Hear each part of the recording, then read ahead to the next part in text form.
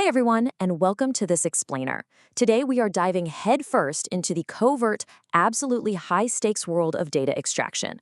Look, if you're a data engineer, a growth hacker, or honestly just someone trying to securely pull competitive pricing data, you probably already know that the game has fundamentally changed. So we're going to break down exactly how modern websites are defending their data in 2026, and far more importantly, how you can survive this great data heist without triggering a single alarm. Let's get into it. So picture this. You write a pristine script, you hit enter, and bam, blocked. Literally in milliseconds. Why does your scraper get caught so unbelievably fast? Well, it's because modern websites aren't just simple HTML pages anymore. They are highly guarded digital fortresses, designed to instantly catch naive Python scripts. The very moment you knock on their door, an entire security apparatus snaps into action to figure out one thing. Are you a real human or are you a machine? And this is just the harsh reality of the 2026 scraping landscape. The days of firing off simple HTTP requests with a basic script and expecting a reliable data payload, yeah, those are completely over. Welcome to the machine learning minefield. Today, you are up against sophisticated detection engines that are actively analyzing every single digital footstep you take. They're evaluating your behavior at lightning speed. Let's move to our first laser tripwire, rate limiting and pattern analysis. What's really fascinating here is that it's no longer just a simple counter of how many requests you make. It's about how you make them. Pacing is everything. If your script is firing off requests every 2.0 seconds, exactly like some sort of ticking clock, well, that is a dead giveaway. Humans just don't browse with perfect robotic rhythm. Think of your IP address as your fake ID at the door of a super exclusive club. If you try to get in using data center IPs from massive cloud providers like AWS, Google Cloud, or Azure, you are going to be bounced immediately. The reputation scores are just way too low. But residential IPs, those are seen as trusted, real user addresses. If you choose the wrong proxy, your very first request won't even reach the server. No way. Now, the most technically sophisticated trap out there, that's got to be browser fingerprinting. Sites aren't just looking at your IP anymore. They are analyzing the physical traits of your browser.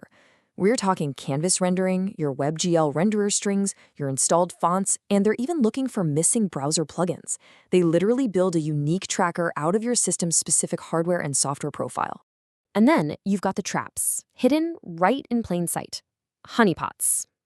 Imagine invisible trapdoors built directly into the website's code. A human user can't see them because they're styled with CSS to be hidden, right?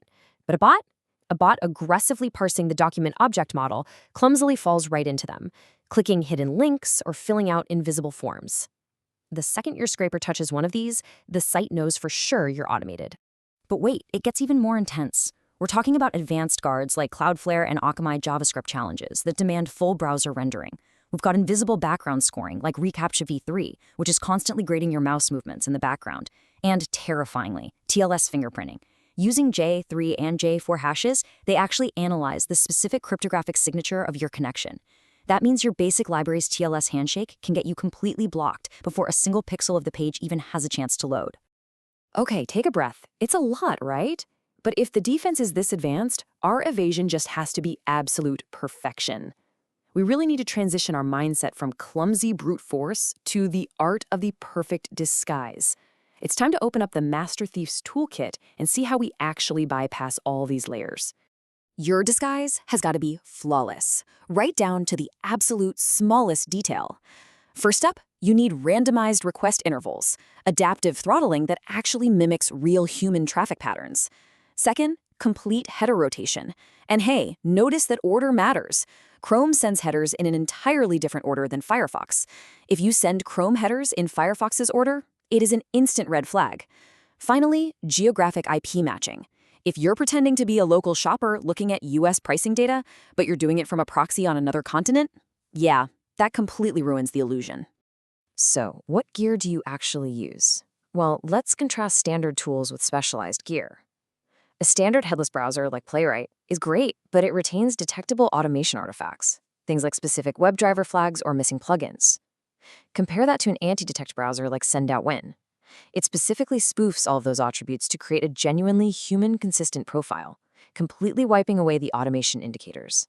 When we actually break down the trade-offs in your rendering strategy, raw HTTP requests are incredibly fast, and use minimal resources, but their stealth is practically zero on protected sites. Standard headless browsers give you moderate stealth but consume really high resources.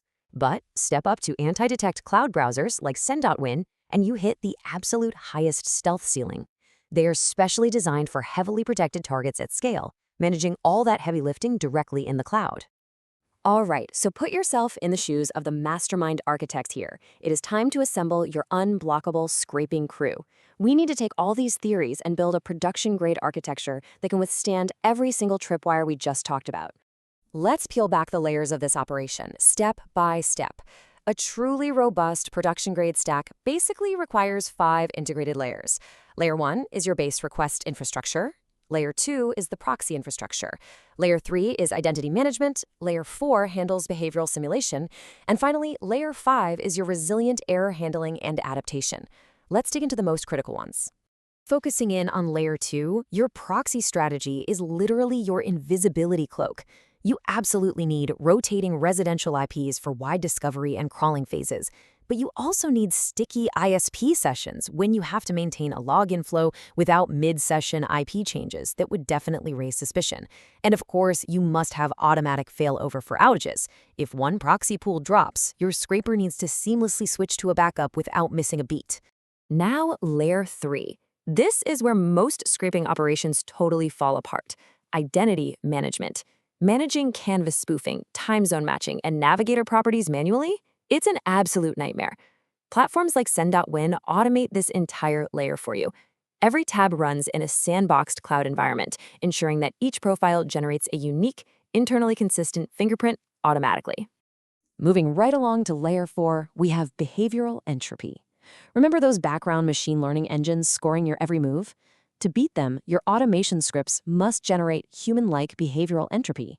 That means programming natural scrolling, curved mouse paths instead of perfectly straight robotic lines, and realistic hover delays. You even need to practice profile warming. That's visiting popular sites like YouTube or Google first to build up a realistic cookie history before you even touch your target site. When you're deciding how to actually deploy all this, you generally have 3 paths: a DIY stack, a scraping API, or a cloud browser. Now, a DIY stack has massive setup complexity and requires manual proxy integration. Scraping APIs are definitely easier, but they often lack robust multi-account capabilities. A cloud-based approach like Send.win eliminates massive infrastructure overhead and manual fingerprint patching altogether, which lets you manage unlimited accounts natively. You know, even really experienced developers make rookie mistakes that completely ruin the heist. Using default Python requests user agents? I mean, you might as well wear a neon sign saying, "I am a bot." Ignoring cookies? That entirely breaks session tracking. And my absolute favorite, inconsistent fingerprints. Imagine a browser boldly claiming to run on Windows, but the WebGL renderer proudly identifies as Linux. It's totally absurd and instantly gets you blocked. All right, let's shift gears for a second. We need to talk about the actual rules of engagement. Because if you want to operate at this elite level, you must act like a professional. Effective scraping isn't just about stealth, it has to be sustainable. Consider these rules a non-negotiable checklist for your operations. You absolutely must respect robots.txt and understand the terms of service, especially keeping in mind legal precedents like the HiQ versus LinkedIn ruling. You must practice rate courtesy. Keep it to a maximum of 1 request per second so you don't degrade the server experience for real users. Minimize your data collection to only what you actually need. And, crucially, handle personally identifiable information with extreme care to comply with privacy laws like GDPR and CCPA. Overwhelming servers or ignoring privacy, it just ruins the entire game for everyone. Wow, okay, we have covered a massive amount of ground in this explainer, from the rapid evolution of machine learning tripwires to the absolute necessity of automated identity management and operational boundaries. So I want to leave you with this final provocative thought. The tools of extraction and the walls of defense are advancing every single day. In a web of machine learning guards, is your scraper wearing the right disguise? Thank you so much for joining me for this explainer, and I really hope this gives you the edge you need to upgrade your scraping stock. Catch you next time.